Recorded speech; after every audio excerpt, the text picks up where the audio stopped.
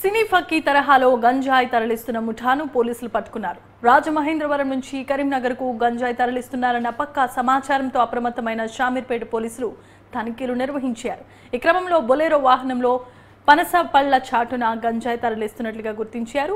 Bolero వాహనాన్ని అనుసరిస్తున్న కారుతో పాటుగా 35 కేజీలకు పైగా గంజాయిని స్వాధీనం చేసుకున్నారు. నిందితులు సతీష్, సాయి, శివకుమార్ తీసుకున్నారు అదుపులోనికి. సతీష్, సాయి పాత నేరస్తులుగా గుర్తించినట్లు మేడ్చల్ డీఎస్పీ కోటిరెడ్డి తెలిపారు.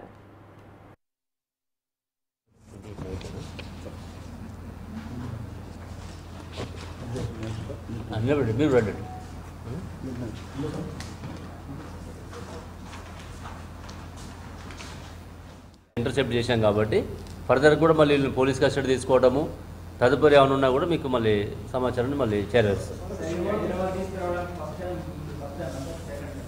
ఇప్పుడైతే మనకి ఫస్ట్ టైమే తెలుస్తున్నది. అంటే వాళ్ళు కూడా ఏం చేస్తున్నారంటే పాత వాళ్ళ మీద నిఘా ఉంటుందని చెప్పేసి కొత్త వాళ్ళని ఎప్పటికప్పుడు మారుస్తున్నారు. 00-599-6969. ఇదే కాకుండా మనకి టీజీ న్యాబ్లో కూడా ఒక కంట్రోల్ రూమ్ ఏర్పాటు చేయడం జరిగింది.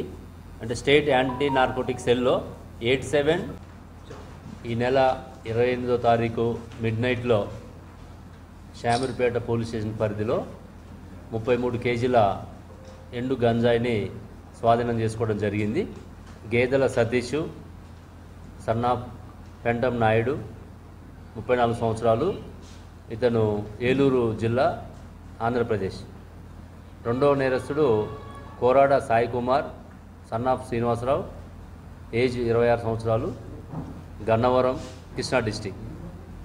మూడవ నేరస్తుడు బండారు శివకుమార్, సన్నాఫ్ పెద్దదేవుడు, ఏజ్ 27 సంవత్సరాలు, కే కోటపాడు, విశాఖపట్నం. వీళ్ళు ముగ్గురు ఒక పనస పండ్ల లోడుతోటి బొలిరో వెహికల్లో వస్తూ ఆ పండ్ల మధ్యలో ఈ యొక్క గాంజాయి ప్యాకెట్స్ పెట్టుకొని, అంటే ఎవరు కూడా చెక్ చేసినా కూడా దొరకకుండా వాళ్ళు ఒక పథకం ప్రకారం దీన్ని ఆంధ్రప్రదేశ్ రాజమండ్రి నుంచి తీసుకొచ్చి ఇక్కడ మన ప్రాంతంలో కానీ మన చుట్టుపక్కల ప్రాంతంలో కానీ అమ్మాలనేటువంటి ప్రయత్నంతో వీళ్ళు తీసుకురావడం జరిగింది. ఇందులో శివ అనేటువంటి ఒక వ్యక్తి రాజమండ్రిలో ఉంటాడు. అతను ఒడిశా స్టేట్కి సంబంధించిన అతడు. ప్రస్తుతానికి